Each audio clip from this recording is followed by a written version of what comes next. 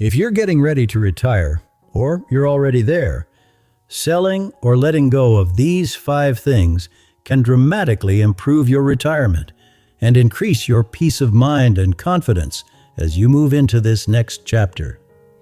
This will be different from most retirement advice you've heard, because most advice focuses on what to buy, how much to save, or how to grow your portfolio. And yes, that matters. But after many years of helping people prepare for retirement, I've learned something surprising. One of the real secrets isn't about accumulating more. It's about strategically letting go of the right things at the right time. Over the years, I've noticed there are 2 types of retirees. The first group is constantly asking, "Am I ready? Do I have enough? What if I retire too soon?" If that's you, that's completely normal. Retirement isn't just a financial decision. It's a psychological shift. And what we'll talk about here can help increase your confidence. The second group says, "I know I'm ready. It's time to live. It's time to make the most of these go-go years while I still have the health, the energy, and the freedom." If that's you, then this can help you maximize this season of life. I'm 65 and already retired. And if there's one thing I've learned, it's this. A great retirement isn't built only on what you've saved. It's built on what you're willing to release. So, let's start with the one that usually has the biggest financial impact. And at the end, I'll give you a simple 3-question framework you can use to decide whether you should sell or not sell anything in your own life. So number 1, a house that's too big. At one point, it was perfect. Bedrooms for the kids, a backyard for barbecues, a basement packed with sports gear and boxes of memories. But time passes. The kids move out. The silence gets louder. I had a couple who raised 5 children. Their house had been the center of their world. When we sat down to discuss retirement, it turned out they loved their neighborhood. They could walk downtown. The park was nearby. Neighbors they'd known for decades. But they were tired of harsh winters and tired of maintaining a large house. They sold it, bought a condo in the same neighborhood for the summer, and started spending winters somewhere warm.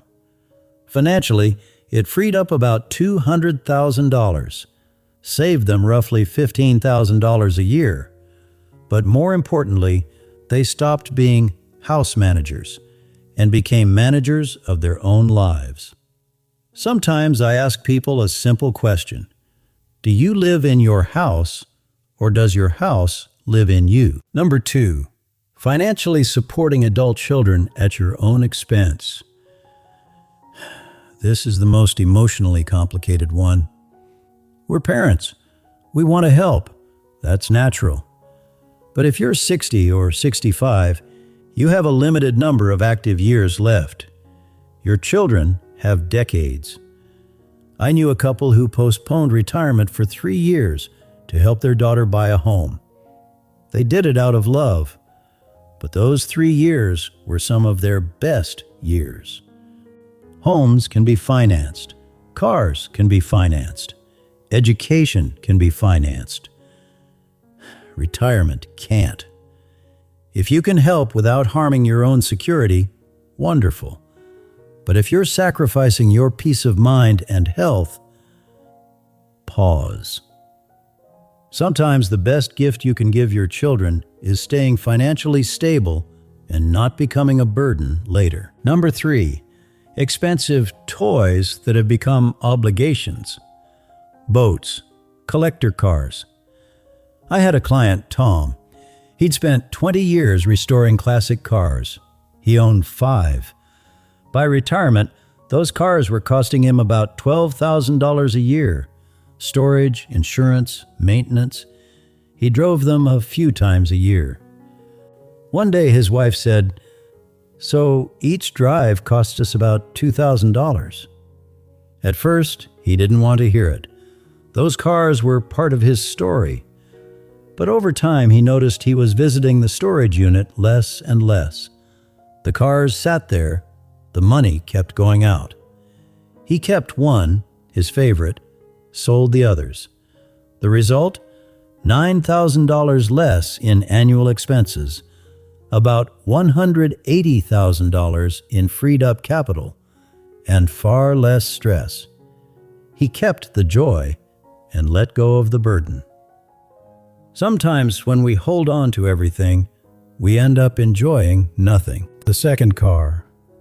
When you were both working, 2 cars were a necessity. In retirement, I know a couple who decided to run an experiment. For 2 months, they lived as if they had only 1 car. The second one was costing them about $3,000 a year. After 2 months, they realized one was enough. They sold the second car and redirected the money toward travel. The car stopped sitting in the garage and started turning into experiences. Your work identity. This may be the hardest one. Letting go not of a thing, but of a role. One of my clients had been a surgeon for 30 years. 6 months into retirement, he told me, "I used to be doctor. Now I'm just Michael." He missed the status, the recognition, the sense of importance. He started volunteering to feel like doctor again. But the real shift happened when he allowed himself to simply be Michael.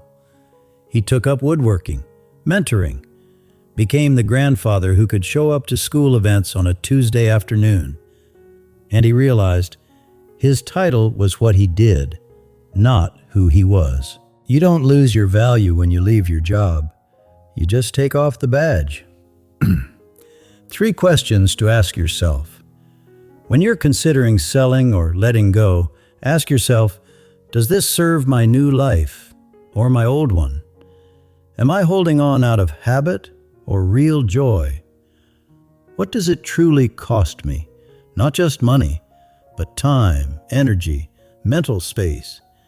If I let this go, what becomes possible? More freedom? More peace? More adventure? So here's the 90-day test. Don't rush. Try living for 60 to 90 days as if you've already made the decision. Without the second car, without using the RV, without additional financial support to adult children. Imagine the money is already in your account. Do you feel relief or regret? Most people are surprised by how liberating simplification can be. Retirement isn't about deprivation, it's about optimization. It's about making room for what truly matters. At 65, I've learned something simple. Time is your most valuable asset. Energy is second. Peace of mind is third. And if something is draining one of those resources, it may be time to let it go. Because the weeks you have left are worth more than anything you own.